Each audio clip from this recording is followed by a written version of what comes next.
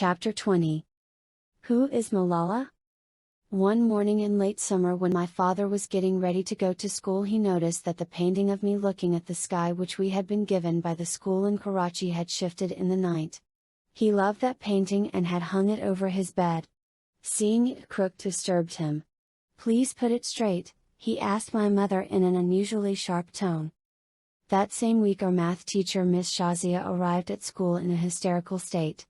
She told my father that she'd had a nightmare in which I came to school with my leg badly burned, and she had tried to protect it.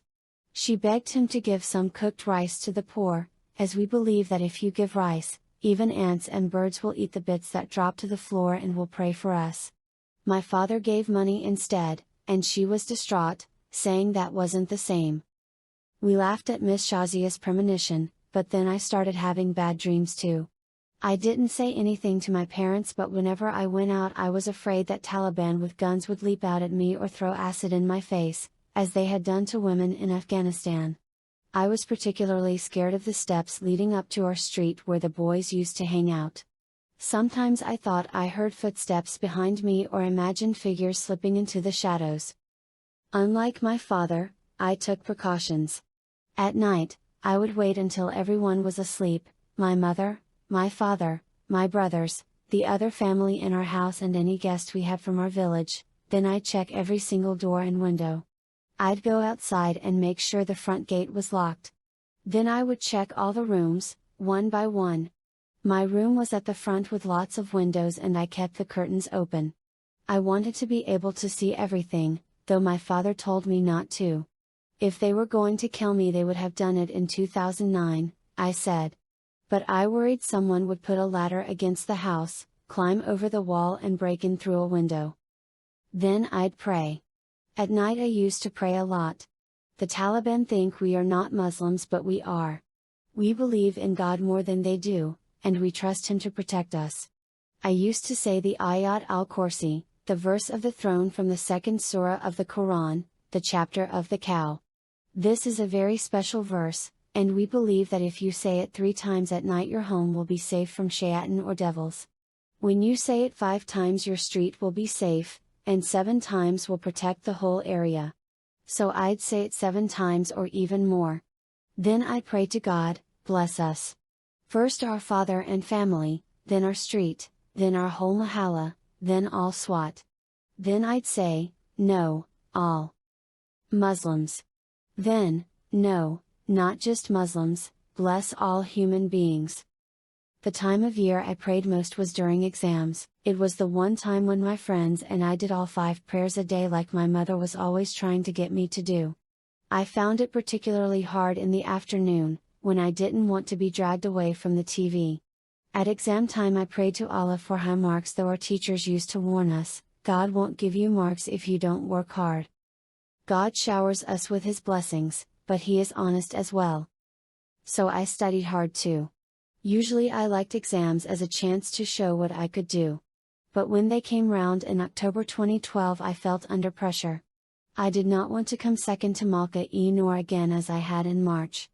Then she had beaten me by not just 1 or 2 marks, the usual difference between us, but by 5 marks. I had been taking extra lessons with Sir Amjad, who ran the boys' school. The night before the exams began I stayed up studying until 3 o'clock in the morning and reread an entire textbook.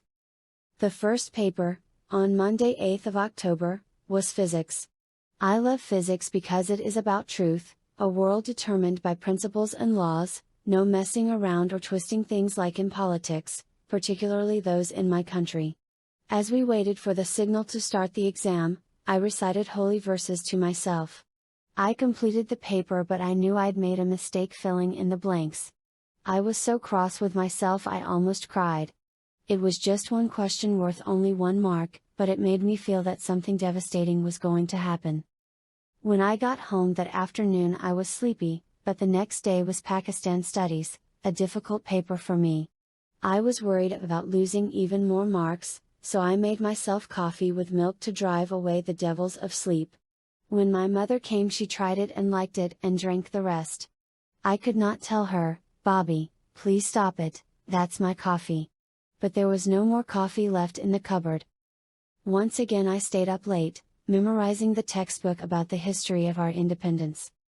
In the morning my parents came to my room as usual and woke me up. I don't remember a single school day on which I woke up early by myself. My mother made our usual breakfast of sugary tea, chapatis and fried egg. We all had breakfast together, me, my mother, my father, Kushal and Atal. It was a big day for my mother as she was going to start lessons that afternoon to learn to read and write with Miss Ulfat, my old teacher from kindergarten. My father started teasing Atal, who was 8 by then and cheekier than ever. "Look, Atal, when Malala is Prime Minister, you will be her secretary," he said. Atal got very cross. "No, no, no," he said. "I'm no less than Malala. I will be Prime Minister, and she will be my secretary." All the banter meant I ended up being so late I only had time to eat half my egg and no time to clear up. The Pakistan Studies paper went better than I thought it would. There were questions about how Jinnah had created our country as the first Muslim homeland and also about the national tragedy of how Bangladesh came into being. It was strange to think that Bangladesh was once part of Pakistan despite being 1,000 miles away. I answered all the questions and was confident I'd done well. I was happy when the exam was over, chatting and gossiping with my friends as we waited for Shir Muhammad Baba, a school assistant, to call for us when the bus arrived. The bus did 2 trips every day, and that day we took the second one. We liked staying on at school and Maniba said, as we're tired after the exam, "Let's stay and chat before going home." I was relieved that the Pakistan Studies exam had gone well, so I agreed. I had no worries that day. I was hungry, but because we were 15 we could no longer go outside to the street, so I got one of the small girls to buy me a corn cob. I ate a little bit of it, then gave it to another girl to finish. At 12 o'clock Baba called us over the loudspeaker. We all ran down the steps. The other girls all covered their faces before emerging from the door and climbed into the back of the bus. I wore my scarf over my head but never over my face. I asked Usman Baijan to tell us a joke while we were waiting for 2 teachers to arrive.